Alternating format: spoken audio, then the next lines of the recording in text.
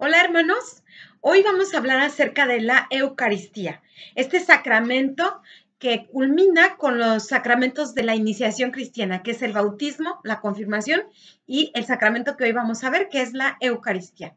Vamos a ver también los nombres que se le dan a este sacramento. Este sacramento es conocido con el nombre de comunión, común unión. El mismo nombre ya lo indica, ¿no? Común unión entre los cristianos, hay esta unión y también con Dios, o sea, estamos unidos con Dios a través de este sacramento. Me parece que es el sacramento que más nos une a Dios espiritualmente. Y también se le conoce con el sacramento de Eucaristía. Bueno, ¿por qué se le llama Eucaristía? Porque era la acción de gracias que los judíos tenían en la fiesta de la Pascua, la fiesta más solemne que los judíos celebraban, y ellos hacían una acción de gracias. Y esa acción de gracias, ese rito, fue el mismo que Jesucristo tomó para instituir la Eucaristía. ¿Sí? Entonces, Eucaristía quiere decir acción de gracias. Impropiamente también en un inicio se le decía misa, ¿sí? Y digo impropiamente en un inicio porque ahora ya es correcto, ¿sí? Pero misa, la gente le decía misa porque cuando la Eucaristía se celebraba en latín, se terminaba con la despedida, o sea, el envío que el sacerdote hacía y decía, ite misa et, que significa, vayan a cumplir con la misión. Y como no sabíamos latín, la gente solamente entendía ite misa et, o sea, ya acabó la misa, decían. Y como era al final, por eso se le dio ese nombre de misa, o sea, por eso decimos impropiamente, aunque después pasaron los años y ahora ya es propio decir la misa. De tal manera, hermanos, que nos referimos con la palabra misa a lo que celebramos, con la palabra Eucaristía a lo que adoramos y a la palabra comunión a lo que recibimos, a lo que comulgamos. Y ahora vamos a hablar acerca del misterio infinito. Este sacramento de la Eucaristía es un misterio infinito. ¿Y por qué decimos misterio?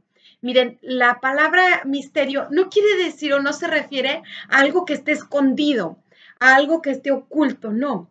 Queda oculto, pero porque nuestro cerebro es así de chiquitito y no puede abarcarlo. Por eso queda como un misterio, porque mi mente no es capaz de abarcarlo, de entenderlo.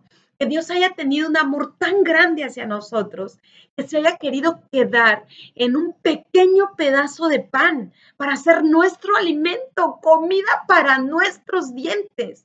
Él sabía perfectamente que somos débiles, que somos frágiles y por eso se nos dio como alimento. Miren, hermanos, si Jesús pudo dividir la historia, si Jesús pudo hacer tantas cosas en el mundo, pudo salvar a tantas almas, a llegar a tantos corazones y transformarlos, es precisamente porque se quiso quedar. No es que te dejó un recuerdo, no, se quiso quedar Él con nosotros, porque no le importó bajarse de nivel, o sea, Él siendo Dios, el creador de todo lo que existe, quiso hacerse hombre, quiso hacerse un niño, un bebé, nacer en pesebre y morir en cruz, y más aún, quedarse en la hostia consagrada para ser nuestro alimento. Y por eso queda como misterio, es un misterio infinito. Miren, vamos a escuchar lo que dice en la Sagrada Escritura el Evangelio de San Juan, capítulo 6, versículo 38 al 51. La palabra de Dios nos dice, yo soy el pan de vida. Sus padres comieron el maná en el desierto, pero murieron. Aquí está el pan que baja del cielo, para comerlo y no morir. Yo soy el pan vivo bajado del cielo. El que coma de este pan vivirá para siempre. Pero además, el pan que voy a dar es mi carne, para que el mundo viva. Palabra de Dios. Te alabamos, Señor.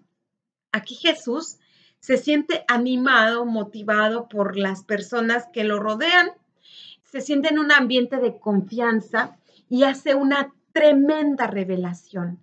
Jesús se presenta como el pan vivo bajado del cielo. Y dice, yo soy el pan vivo bajado del cielo. Sus padres comieron el maná en el desierto, pero murieron.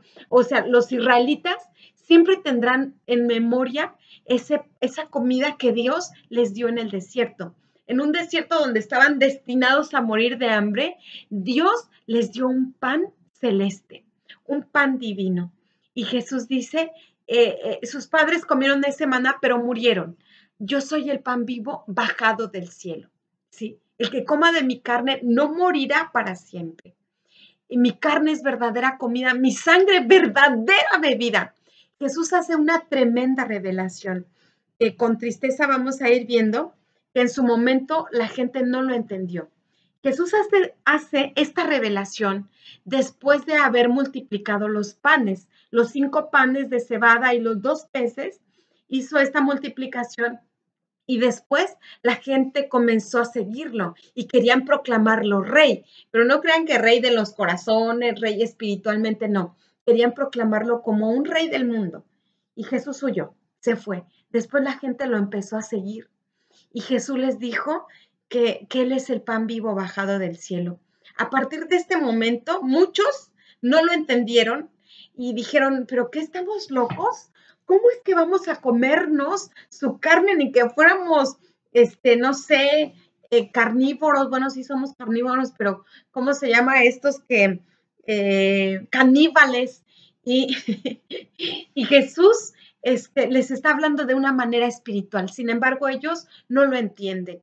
En los fariseos, esas palabras sentían que le quemaban los oídos, no las podían soportar.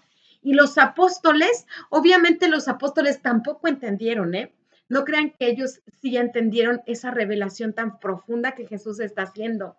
No, ellos, los apóstoles, tuvieron que esperar hasta el jueves de la institución de la Eucaristía, el jueves santo, o más aún, o sea, tuvieron que esperar hasta la llegada del Espíritu Santo porque tampoco entendieron las palabras. Sin embargo, con Pedro dijeron, no entendemos nada, pero tú tienes palabras de vida eterna. Y nosotros hemos creído, tú eres el Mesías. Así que, hermanos, yo creo que nosotros también tenemos que entender, esta revelación es profunda, es grande, es majestuosa. Jesús es el pan vivo bajado del cielo. Él es el verdadero Dios. Y muchos, qué tristeza, pero muchos, aunque son católicos, pero no creen realmente que Jesús está en la Eucaristía. No creen y se notan los actos, porque en las palabras se dicen rápido, ¿eh? Cualquiera puede decir palabras. Pero si verdaderamente creyéramos que Jesús está en la Eucaristía, lo adoráramos, iríamos a buscarlo, recorreríamos no importa cuántos kilómetros con tal de ir a encontrarnos con Jesús que está en cada sagrario. Y sin embargo, aún en la Iglesia Católica, aún gente que tiene sacramentos y sin embargo no creen. No creen porque no lo demuestran con sus actos, porque no van por lo menos una vez a la semana a adorarlo en la iglesia, en el sagrario. No lo buscan. Pueden pasar enfrente de la iglesia 1000 veces, pero no pasar ni siquiera 5 minutos a saludar al Dios que yo creo que está ahí.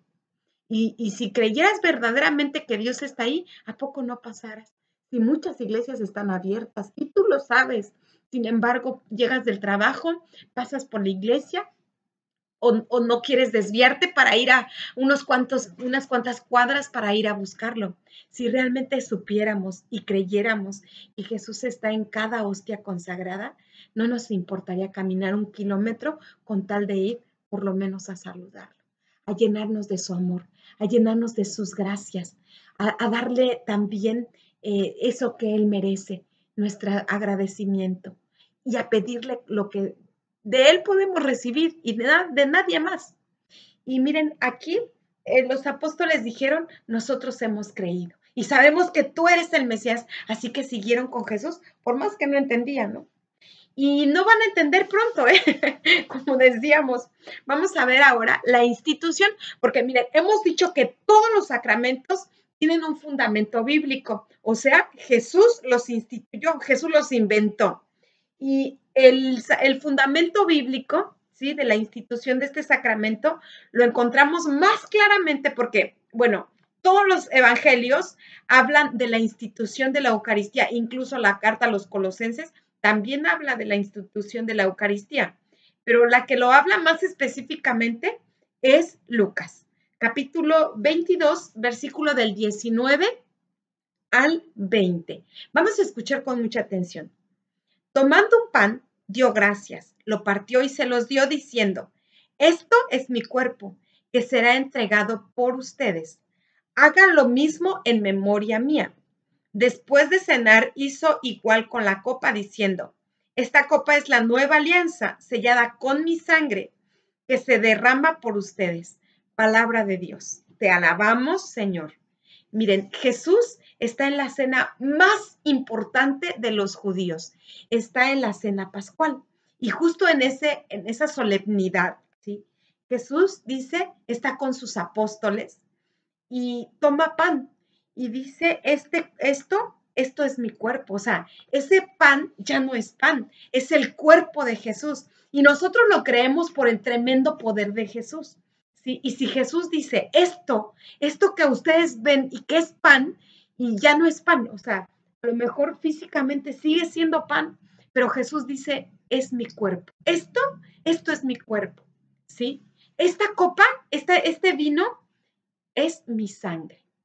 Y si nosotros creemos que Jesús tiene el poder para transformar el pan en cuerpo suyo y el vino en su sangre, si nosotros creemos que Jesús es Dios y tiene poder, entonces nosotros vamos a creer que Jesús está en la hostia.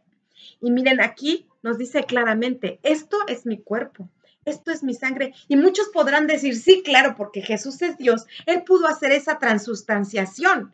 ¿Sí? ¿Qué significa transustanciación? Significa que prevalece la materia, pero la sustancia ya no es lo que a la vista parece. Eso se le llama transustanciación. O sea, ya no es pan, ya no es vino, dice el canto, es el cuerpo y la sangre de Jesucristo. Y si Jesús tiene ese poder, pero ya Jesús no está, podrían decir, ¿no? Algunos podrían decir, sí, Jesús lo hizo y los que estaban ahí, sí, los apóstoles, ellos sí pudieron comerse el cuerpo y la sangre de Jesús porque Jesús hizo ese milagro de transustanciación.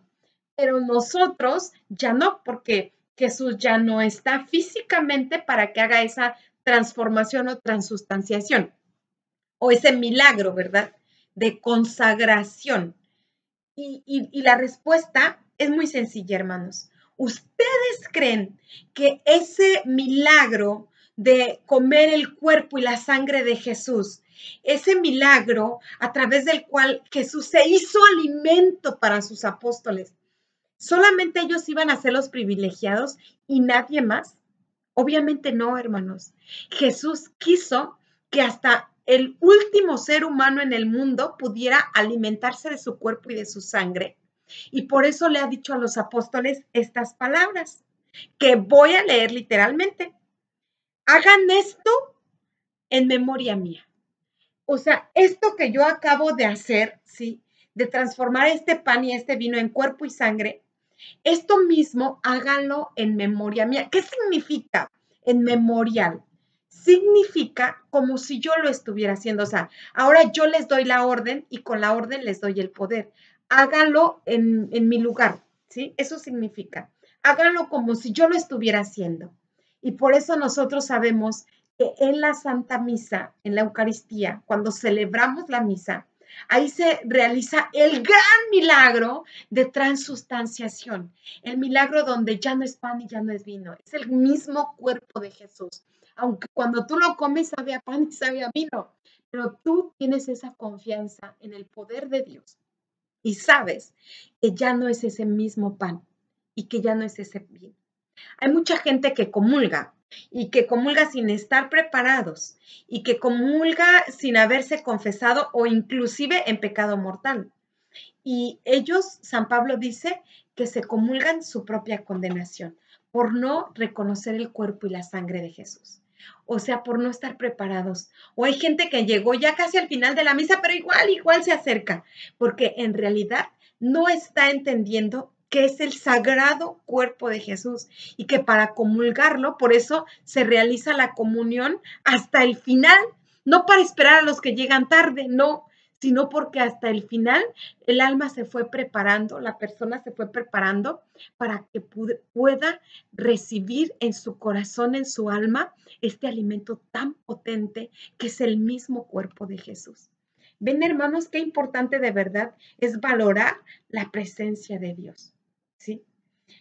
Y bueno, después de que hemos entendido en qué consiste la institución de la Eucaristía y que creemos realmente que Jesús está en la hostia, y que una vez me recuerdo claramente cuando un pastor, yo estaba en una capilla y daba curso bíblico ahí, y una persona me dijo, hermana, mire, yo tengo un cuñado, él es pastor, él me ha pedido que si puede charlar con nosotros aquí en el grupo de personas. Le digo, sí, dale que venga. Y ya, llegó y me empezó a decir acerca de la Eucaristía, porque ellos obviamente los evangélicos y demás no creen que Jesús esté en la hostia. Y no creen obviamente porque no creen en el poder de Dios, ¿sí? Que él sí dijo, esto es mi cuerpo, es porque ese es su cuerpo. Y si dijo a los apóstoles, hagan esto en memoria mía, es porque también les está dando la orden y el poder. En fin, él empezó a decir, y él me dijo entre yo con la Biblia, diciéndole, haciéndole ver, y después dice, hermana, pero respóndame algo. ¿Todos los católicos también creen que Jesús está en la hostia? Y yo le dije, sí, todos creemos. Y dijo, ¿y por qué no lo visitan? Yo he visto a muchas iglesias solas. Y si usted dice que nuestras iglesias o nuestros templos no son como sus iglesias, porque en cada iglesia católica hay un corazón palpitante, porque ahí está el sagrado cuerpo de Jesús y ahí está Él vivo, ¿por qué los católicos no lo frecuentan, no lo visitan? Realmente le dije, usted tiene razón. A los católicos nos falta fe. A los católicos nos falta reconocer con más fuerza que realmente Jesús está ahí y que está vivo y que nos ama. Y bueno, miren, y que por eso tenemos que preparar el corazón con una buena confesión, con un momento de oración antes de empezar la misa. Vamos a escuchar claramente lo que dice la carta, la primera carta a los Corintios, capítulo 11, versículo del 26 al 29. Miren, San Pablo no estaba en el momento en que Jesús instituyó la Eucaristía en la última cena. Antes de su muerte, Jesús murió el viernes y la instituyó el jueves.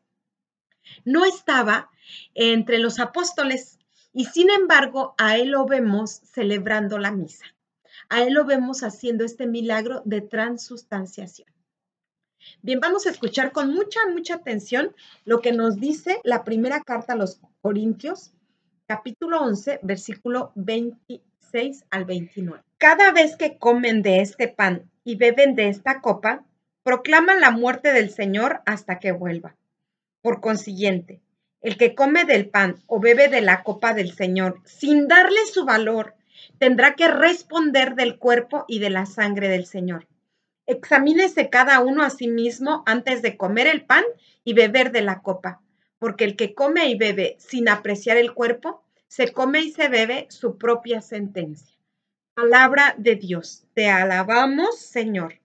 Con eso entendemos que ya San Pablo hablaba de comer el cuerpo del Señor y que el que no lo reconocía, el que no le daba el valor, ¿sí? El que no se preparaba intensamente para recibir su cuerpo, se estaba comiendo su propia sentencia. Así que, queridos hermanos, no te acerques a la comunión si no te has confesado. Y miren, el faltar a misa un domingo, ¿por qué te fuiste de paseo? ¿Por qué se te hizo tarde? ¿Por qué no le diste mucha importancia a ir a misa? Y vas el siguiente domingo, tú ya no puedes comulgar. Te tienes que confesar, porque el primer mandamiento de la ley de Dios dice, amar a Dios sobre todas las cosas. Y pasó el domingo y no fuiste a misa porque te quedaste viendo el fútbol o te llegó visita o cualquier cosa, pero no le diste el primer lugar a Dios en tu vida. Se lo diste a cualquier otra cosa, al fútbol, a la vecina, al quehacer, a la visita, a cualquier cosa. Obviamente que si estás enfermo, pues ahí no cometes pecado, ¿no? O si te quedaste cuidando un enfermo que nadie más podía cuidar, tampoco cometes pecado. Pero si por cualquier otro motivo tú no fuiste a misa, tú no puedes volver a comulgar. Si tú estás viviendo en un estado permanente de pecado, porque vives en amaciato, o sea, no estás casado por la iglesia y no te quieres casar, pero así quieres comulgar, tú estás cometiendo un sacrilegio. Y qué triste de verdad es que no te des cuenta, porque así me he encontrado gente, hermanos, que quiere comulgar, pero no quiere casarse por la iglesia. E incluso hay gente que no tiene ningún obstáculo en casarse, pero simplemente no quiere vivir así, sin, sin ningún compromiso, teniendo relaciones sexuales, incluso los jóvenes con los pololos, con las pololas, y pensar que quieren comulgar. No, o sea, obviamente no, porque tu corazón no está preparado. Hermana, pero es que yo quiero comulgar porque siento el deseo. Si realmente quisieras comulgar el cuerpo de Jesús, te harías todo hasta lo imposible precisamente por preparar tu vida. Porque si tú comulgas y no estás confesado y no estás preparado, así conforme llega Jesús a la boca, así se retira. Porque tú lo invitaste, pero a la vez lo echas. Porque prefieres en tu vida el pecado y Jesucristo no puede convivir con el pecado. O sea, no puede habitar en un corazón donde está el pecado, ¿sí? Y todos somos pecadores, estamos de acuerdo, pero por lo menos tenemos un espacio para que Él viva, para que Él se quede. Por lo menos tratamos, luchamos de apartar de nuestra vida esas cosas que a Él lo ofenden, que a Él lo lastiman en su amante corazón. Y por eso, queridos hermanos, qué importante de verdad es que nosotros valoremos la presencia de Jesús en la hostia consagrada. Él está vivo, Él está presente, Él es el verdadero Dios. Y miren, yo creo que también nosotros tenemos que creer firmemente que aún en la más pequeña partícula, ahí está Jesús vivo. Y si ahora por la situación o porque así no lo ha pedido la iglesia, que comulguemos en la mano se coloca de esta forma.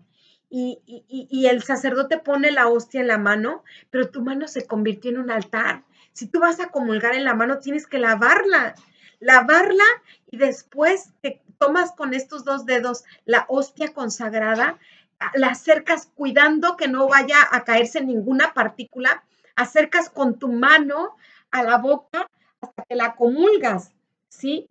Y una vez que la comulgas, revisas perfectamente bien la palma de tus manos para que no vaya a quedar ninguna partícula ni en tus manos ni en tus dedos, porque de lo contrario, esas pequeñas partículas irían a la ropa, al suelo y la gente la pisaría. Y ahí es, hermanos, donde se cometen esos sacrilegios. Y qué triste de verdad que aquellos que comulgamos la hostia después la podamos pisar. ¿Por qué? Pues porque no tuviste ese cuidado de revisar tus dedos, de revisar la palma de tus manos para que no vayan a caerse esas partículas. Y que, hermanos, después de que pase esto del coronavirus yo les invitaría a comulgar directamente de las manos del sacerdote, a comulgar como antiguamente se hacía, ¿sí? Comulgar de las manos de los sacerdotes, porque es el cuerpo de Jesús, no es un alimento cualquiera. Y hay que resguardar hasta la más pequeña partícula, hermanos. Antiguamente también había un niño, un acólito, que acompañaba con un platito, con una patena, cuidando que no se vayan a caer las partículas. Hermanos, eh, eso tiene que ser así. La iglesia tiene que resguardar, que proteger, que cuidar el sagrado cuerpo de Jesús, ya que es nuestro más grande tesoro. Es Jesús vivo que entra en nuestra vida. Por eso hay que cuidarlo. Miren, ahora vamos a hablar acerca de el único sacrificio. O sea, Jesús se sacrificó una vez y para siempre. Lo vamos a ver en la carta a los Hebreos, capítulo 9, versículo 28. Cristo se sacrificó una sola vez para borrar los pecados de todos los hombres. Palabra de Dios. Te alabamos, Señor. Jesucristo dice se sacrificó una sola vez. Y entonces, ¿qué es lo que nosotros celebramos cuando vamos a misa? Miren, cuando vamos a misa, nosotros lo que celebramos es el gran milagro, ¿sí? Jesús se hace presente en la consagración cuando el sacerdote hace una oración y que coloca sus manos así sobre las ofrendas, está el pan, está el vino, Jesús coloca sus manos así y en ese minuto de la consagración, hermanos, es como si estuviera Jesucristo en el Gólgota, en el Calvario, ofreciendo su vida por nosotros. ¿Sí? Es el mismo Jesucristo. Por más que nosotros vemos que es el cura y sin embargo es Jesucristo vivo y presente. ¿Sí? Ahí se realiza en la consagración. Por eso hay que colocarnos de rodillas, hermanos. Hay mucha gente que está sana, no es que le duelen las rodillas y no se pone de rodillas. El hombre es más hombre cuando se arrodilla ante su creador. Así que si no te duelen las rodillas, hay que arrodillar. Miren, yo he visto personas de verdad de la tercera edad, personas ya adultas con dolor de rodillas y que hacen el tremendo esfuerzo por colocarse de rodillas. Imagínate qué vergüenza aquel hombre joven, aquella mujer joven que perfectamente bien se puede arrodillar, pero no lo hace. Hermanos, es el único momento que la liturgia nos pide que adoremos a Dios, que se está haciendo presente en ese pequeño pedazo de pan y en el vino. No puede ser que estemos ahí como momias parados, estáticos. Hermanos, eso es participar vivamente, el que hagamos las cosas como la liturgia nos lo pide. Adoremos a Jesús de rodillas. El ponerse de rodillas es un acto de humildad, es un acto de abandono en las manos de Dios. Por eso hay que ponerse de rodillas. No hay, bueno, la única excusa es la salud. No puedo por la edad, no puedo porque estoy mal de las rodillas, por eso no me puedo de la columna. Bueno, ahí Dios también lo sabe y para nosotros una inclinación, ¿verdad? Para esa gente que no puede ponerse de rodillas, una inclinación profunda para reconocer la presencia, el gran milagro. Y por eso, miren, entonces ese sacrificio que Jesús hizo en la cruz, ¿sí? Se perpetúa en la misa. ¿Qué significa? Que Jesús ya no está muriendo cada vez en el altar.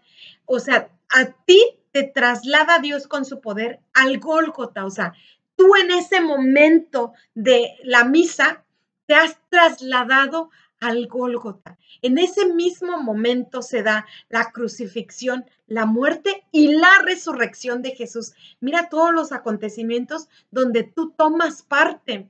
O sea, es Jesús que está ahí vivo. Es Él. Imagínate que estás ahí en la cena, en la última cena con Jesús y los apóstoles, de una manera viva. Estás también viendo cómo es clavado en la cruz, cómo muere en la cruz, pero también resucita.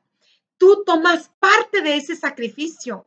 No es que Jesús se está volviendo a crucificar o que muere nueva. No, no, no. Tú tomas parte del sacrificio de Jesucristo. ¿Sí? Tú te haces presente cada vez que vas a misa. O sea, en cada altar, ¿sí? Donde se celebra una misa, se actualiza, o sea, se hace presente. Es como si te metieras a una máquina del tiempo y estás en el Gólgota, estás en el Monte de la Calavera. O sea, estás ahí y lo ves resucitar también. Porque es el poder de Dios. O sea, queridos hermanos, hay que entender esto. Hablamos de algo que no es humano, es divino, es el poder de Dios y por eso se puede realizar. Bien, ahora, hermanos, vamos a hablar acerca de las partes de la misa. Miren, antiguamente es bien sorprendente cómo desde el siglo I ya la misa se celebraba como ahora la celebramos, exactamente igual que hace 2000 años los apóstoles celebraban la misa, de la misma forma que Jesucristo celebró la primera Eucaristía, de la misma forma la seguimos celebrando nosotros. Es una maravilla, miren. La misa se divide en tres grandes. La primera parte de la misa es la liturgia de la palabra. Esta liturgia comienza desde el canto de entrada, o sea que la misa comienza desde el canto de entrada. Hay mucha gente que le gusta llegar tarde y ya no escucha las lecturas ni el evangelio. Hermanos, estas personas caen en la trampa del demonio que no quieren dejarse iluminar por la palabra de Dios, ¿sí? Pero esta primera parte de la misa es muy importante. También se da la homilía, que es la explicación de las tres lecturas. La primera del Antiguo Testamento, después la segunda del Nuevo Testamento y el Santo Evangelio. Y estas tres lecturas tienen siempre algo en común y esto el Padre lo realiza con la homilía. Si nos da la explicación, esta es la primera parte de la misa, hermanos, y muy importante, ¿sí? Y también en esta primera parte de misa se dan las preces, las peticiones para orar por todas las personas que nosotros necesitamos orar. Y después ya comienza propiamente la misa con el sacrificio, con el llamado presentación de las ofrendas. Antiguamente se le llamaba ofertorio, pero eso no es más correcto. Lo más correcto es decir, presentación de las ofrendas. Y en este momento la persona se ofrece con Jesús. O sea, Jesús se presenta al Padre por la salvación de los hombres y la persona, ¿sí?, se une a Jesucristo para presentarse unido a Jesucristo al Padre, ¿sí?